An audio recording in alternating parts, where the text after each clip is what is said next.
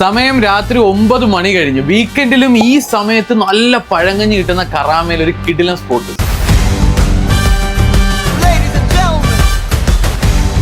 ഇതിന്റെ കൂടെ പച്ചമുളക് ഒരു കടി കടിച്ചാല്,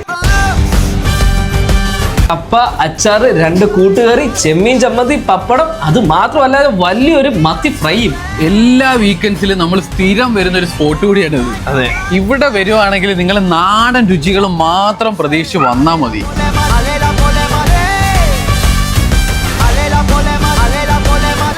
എന്നാ ഫീലാ.